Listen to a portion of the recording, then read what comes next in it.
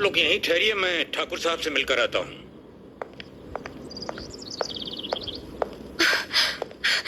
Daddy, daddy, कैसी हो बेटी? What a pleasant surprise. आने की खबर भी नहीं की।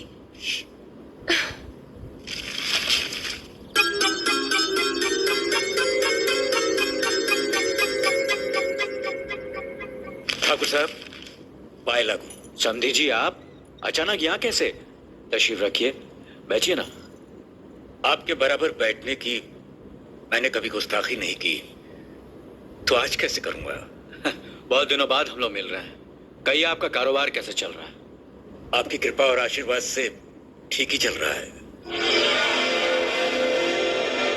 दिल्ली में इंडस्ट्रीज मिनिस्टर के साथ कब की अपॉइंटमेंट ली है? कल सुबह 11 बजे सर। इनकम टैक्स केस का वकील ने कहा है कि 15 तारीख की हियरिंग में मामला क्लियर हो जाएगा। आज एक्सपोर्ट का माल जापान के लिए जहाज से रवाना हो जाएगा ना? जी हाँ सर। नमस्ते ठाकुर साहब। नमस्ते नमस्ते नमस्ते। अरे दीनानाथ जी, आप लोगों ने यहाँ आने की तकलीफ क्यों की? मैं आपकी संस्था के लिए गवर्नर साहब से बात कर चुका हूँ, आपका काम हो जाएगा। धन्यवाद। बहुत बहुत अरे गोपीनाथ जी, होम मिनिस्टर ने वादा किया कि आपके भाई का ट्रांसफर जल्दी ही हो जाएगा। Thank you sir. Daddy, good morning daddy. Good morning my child. आप कहीं जा रहे हैं क्या?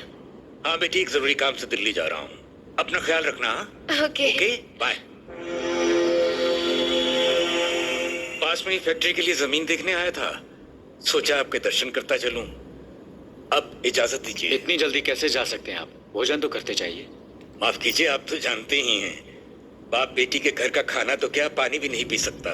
शहर में रहकर भी अभी भी आप इन बातों को मानते हैं?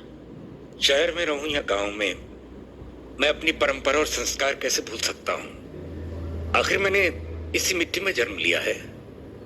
अच्छा, चलता हूं। अजी, कम से कम बेटी से मिलकर उसकी कुशलता तो पूछ लीजिए। ये क्या कह रहे हैं आप? मैं इतना ओछा नहीं हूं कि अपनी बेटी की कुशलता पूछकर आपका अपमान करूं। ठाकुर साहब, ये तो मेरी बेटी का सौभाग्य है कि वो इस मंदिर जैसे पवित्र घर में बहू बनकर आई, और फिर आपकी छत्र छाया में तो वो कुशल हो गई। राम राम। राम राम।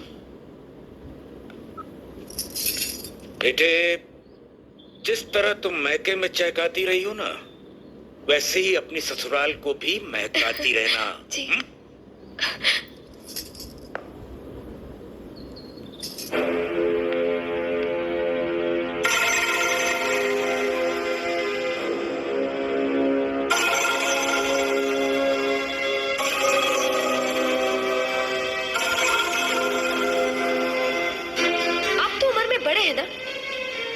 किस तरह की बात की जाती है, इतनी तमीज तो आपको आनी चाहिए।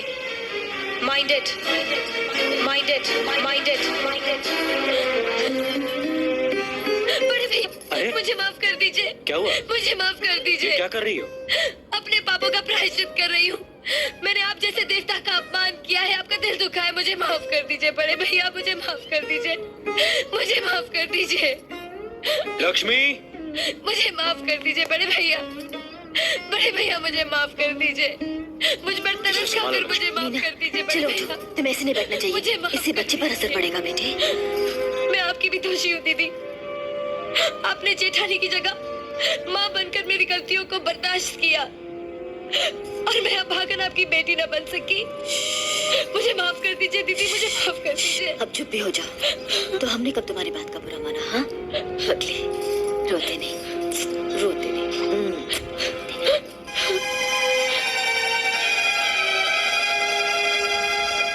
ओम कर्पूरगौरम करुणावतारम संसार सारम भुजगेंद्रहारम सदा वसंतम। प्रभु, मैंने देवता जैसे परिवार के साथ हमेशा इंसानों जैसे झगड़े किए हैं, नफरत पैदा की है। मुझे सुनती दो ताकि मैं सबके दिलों में अपने लिए प्यार पैदा कर सकूं, अपने घर की मान मर्यादा और खुशहाली को सदा के लिए एक अटूट धागे में बांध दूं।